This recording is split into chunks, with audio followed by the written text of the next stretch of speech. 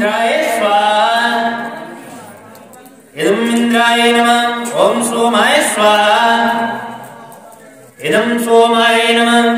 ओम भुवनं वायवे नमः। ओम स्वाहा ईशा जशीशा भैतमान मोटुनेना बुजेवा तुमजीवन मुक्तम स्वाहा इदं मगने नमः सतपन्नो राहो विघ्नायेदिगुं स्वाहा इदं मगने नमः। ओम आशुसर्गने नवि अजानजित्वेगं स्वाहा इदं मोदेन अद्य सवितोद विष्णु विश्वेमजन्मरसस्वर्गा स्वाहा इदं स्वाहा इदं वर्णाय नमः। लनादिसेविदं कपितजम्बुफलचारुवचनं वमासुतं शोकविनाशकारं नमामि विघ्नेश्वरपादमङ्गलं। ओम स्वाहा धूमादिभ्यो शिवाय सत्तं नमः। नमः व्रतनिवध्याय नियतावृन्दासं नाम स्वाहा। ओम श्रीजते लक्ष्मीजपदनं सर्वलोकं विहारं स्वाहा। ओम ब्रह्मज्ञानं सुधन्यास्य विश्वाससज्जोनि ब्रह्मणे स्वाहा। ओम इदं विष्णु विचक्रवेदवासुं स्वाहा। ओम त्र्यंबकं यजामहे सुगन्धिं शिवर्धनं शिमांसा स्वाहा। ओम प्रथम शैलपुत्री च द्वितीयचन्द्रखण्डेति कुष्माण्डे चतुर्थं पंचमस्कन्धमादेति च शृङ्गाजैनि च सप्तमकालरातिनि मा गौरी च शनम सिद्धार्थ जनम दुर्गा भृगद नवदुर्गा। ओम मेघायो ओम अनेक भाव सम्मन्ना चित्रानवतारिणी जगेन कवन्तु गच्छन्तु चतुष्षष्टि जोबनाभ्यो स्वाहा। ओम कृष्णोवचनगोत्रकारका सुत्रिशाभ्यो स्वाहा। ओम ब्रह्मणि कमलेन्दु सौम्यवदना महेश्वरी लालया कुमारिणि बुधर्मनाशनगरी चक्रायुधावेशनी वाराही घनघोर करकरमुखी चन्द्रे वज्राय नुनो मातरा गिरीशादि शोषमातृका भोज स्वाहा। ओम श्री कुमार के स्वाहा। ओम ब्रह्मा मुरारेश्वरी वृंदकारी भानुमती भूमि सुतो बुधचित वेग्र शांति करा बंधु नगरे देता। ओम श्री नगरे देता भोज स्वाहा। ओम श्री पंच ओम श्री गजति कपाल देता भोज स्वाहा। ओम श्री आदि देता भोज स्वाहा। ओम श्री प्रजाति देता भोज स्वाहा। क्षेत्रपाल देवता भोज स्वाहा। ओम श्री भास्वोष्पदेज स्वाहा। ओम श्री देवाय स्वाहा।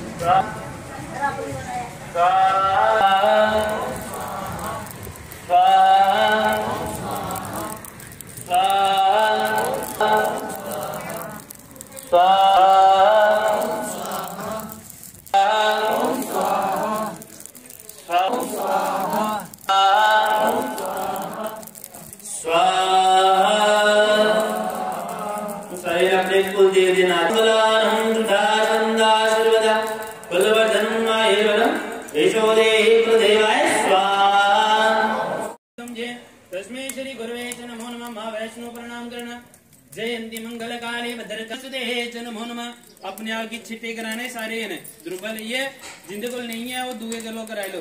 ओम आप पवित्र मंगतो विभाग यह सावधान ये संग अक्ष विश्व स्मर व्यामी मठा लेकर भगवान सूर्य का ध्यान रख देवाय नमो भास्कराय च नमो नमः।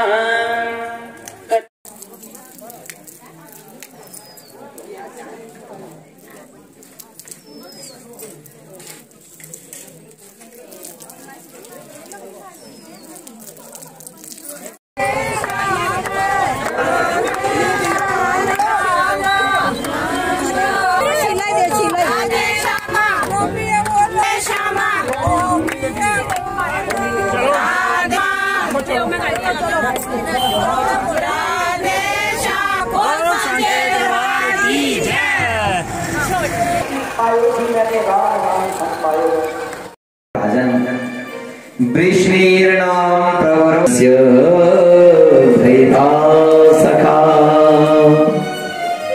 शिष्यो बृहस्पते। अब गोविंद मथुरा में रहने लगे, मथुरा में रहने लगे, याद करते रहते हैं। उद्धव बृहस्पति के शिष्य हैं और कन्हैया के परम सखा हैं, परम मित्र हैं। एक दिन उन्होंने कहा, आप उन अनपढ़ ग्वालों और बालों और आप सदैव रहते तो आप मथुरा में हैं, लेकिन ध्यान आपका गोकुल में है, उन गोपियों में है, अपने बाल सखाओं में है। अब गोपियां ब्रज की यादों में रहते हैं। कृष्ण ने एक दिन कहा, गोविंद ने कहा, हे उद्धव, हे मित्र, जाओ पिता का हाल लेके आओ, मेरे माता पिता का हाल पूछ के आओ, हाल जान करके आओ और गोपियों के दर्शन कर, हाँ मेरा एक संदेश ले जाओ, पत्र ले जाओ। ये गोपियों को ले, उद्धव चले गए, रथ निकाला, ब्रज की ओर जाते हैं। अब रास्ता पता नहीं, वृंदावन की हरियाली को देखा, इतनी सुंदर तुलसी का वन है, सुगंधि युक्त वातावरण है, मन बड़ा प्रसन्न हुआ। रास्ते में रास्ता पूछा किसी से, भैया नंदराय जी का महल कहाँ है? जे पानी आ रहा है, खत्म होगी, मानो वही नंदराय का महल है। और वो पानी नहीं था, क्या था? यशोदा के आंसुओं की धारा थी। सब कहते हैं उसी धारा के किनारे किनारे गए और यशोदा के नंदराय के यहाँ पहुंच गए। हाल पूछा, बोले आप उसके, अब तो कन्हैया खुश होंगे। वंश जी कैसे हैं? अपने वंश की, अपने कुल के लोगों का हाल चाल पूछा। इतने में नंदराय की आंखों में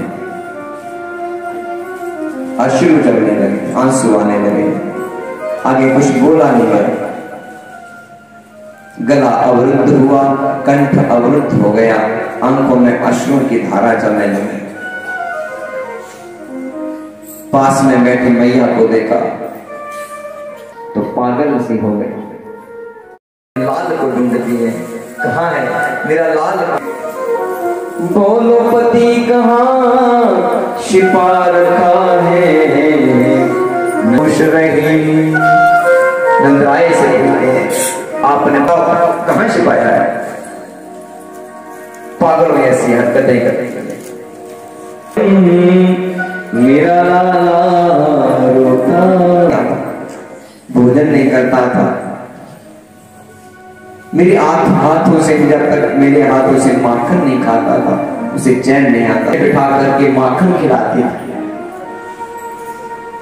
वो भोजन नहीं करता होगा, ऐसा मेरा दिल कह रहा है।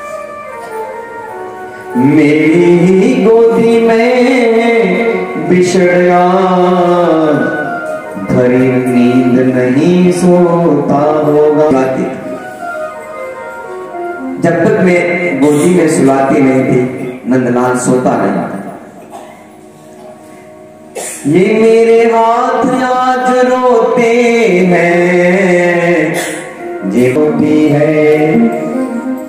मैया रोज क्या करती है? एक कटोरे में माखन और मिश्री, बोले देखो ये माखन रो रहा है, ये मिश्री रो रही है। रोज माखन और मिश्री, रोते रोना होगा खाने वाला, जे प्रतीति मुझे होती है। वो खाने वाला भी रोता होगा, मिश्री रोती है, मुझे ऐसा लग रहा है वो कोई रोता होगा। जब ये हालत देखी उद्धव ने भाव विभोर हो गए। उद्धव की आंखों से आंसू बहने लगे। अपने आप को बड़ी मुश्किल से रोका, समझाने लगे थोड़ा हौसला रखिए, धैर्य धरो। मैं सचमुच कह रहा हूं, वो केवल आपका लाल नहीं, पूरे जगत का लाल है, पूरे जगत का स्वामी है। रात भर भैया को नंदराए हौसला देता हो गई। सूर्य उदय हुआ, गोपी ने देखा कृष्ण आ गए। क्योंकि कृष्ण कैसे हैं, उद्धव कैसे हैं, जैसे कृष्ण है। लंबी माला कृष्ण की तरह दिखते हैं कि कृष्ण आ गए। रथ नंदराए उनके महल के बाद देखा, बाद में पता चला कृष्ण में उद्धव आए हैं संदेश लेकर के। अब लड़ते हैं, चिट्ठी ली गई, चिट्ठी अनपढ़, चिट्ठी सीखी, कुछ नहीं जानता, एक अक्षर नहीं जानता। एक कहती है मोह को लिखियो, ये कहा मोह को लिखियो, ये कहा। एक कहती है नहीं, मुझे ये संदेश दिया है, मेरे नाम से चिट्ठी, अब पढ़ना आती, सीधी भी पकड़ नहीं पाती। ये भी पता नहीं कि सीधी कैसे पकड़ते। दौड़ी चली आती है, कोई शीन पाती, कोई शीन नहीं पाती। जब शीन नहीं पाती तो पाती कहाँ पाती है। और दूसरी ने तीसरी से एक पढ़ने लगी, उल्टी पकड़, ये पता नहीं है। जब देखा कोसती है अपने आप को, अरे कृष्ण ने तो कहा था परसों आऊंगा, लेकिन आज तक। गोपियां कहती हैं निरस्वम विजंति गणिका अकल्पम नृपति प्रजा उचित विद्या आचार्यम ऋतविजो दत्त दक्षिणा। अरे उस काले ने, उस कन्हैया ने हमको ऐसे छोड़ दिया जैसे पक्षी फल खत्म होने के बाद वृक्ष का त्याग कर देते हैं। खगापि फलम वृक्षम भुक्त्वा चातितयोः गृहं दुःखं मृगा तथा अरण्यम यारो भुक्त्या रताम्। इतने में एक भ्रमर आता है, थोड़ा। अब भ्रमर से क्या कहती है, भ्रमर को कोसने लगे, प्रेम में पागल है। बोले देखो जैसे कृष्ण ने, गोविंद ने, इसकी चोंच भी देखो, इसका मुख भी देखो, पराग लगा है, फूलों का पराग लगा है। ने डांटा, भ्रमर को डांटती है, हे भ्रमर हमारे साथ स्पर्श मत करना। हम उस कन्हैया की, उस कपटी की कथा जानती है, कपट कथा जानती है। क्या जानती है? बोले हम जानते हैं कि राजा बलि इतना बड़ा दानी था, लेकिन उसने क्या किया, ब्राह्मण का रूप धारण करके सब कुछ उससे छीन लिया, काट दिया।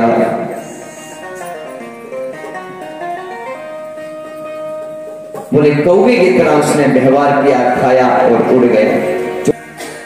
दूसरी कहती अरे ये भ्रमरा कृष्ण को बता देगा, जो तू जब कहा बता देगा तो दौड़ती हुई पीछे जाती कहती है। और डर के मारे भ्रमरे को कहती है, उद्धव ने ये सुना कि अरे मैं तो कृष्ण का केवल एक जन्म जानता हूं, ये तो गोविंद के सभी अवतारों को जानती है, राम अवतार को जानती है, वराह अवतार को जानती है। जो ज्ञान लेकर के आया था उद्धव, सब खुश हो गया, गोपियों के शरण में पड़ गए उद्धव कि मुझे समझ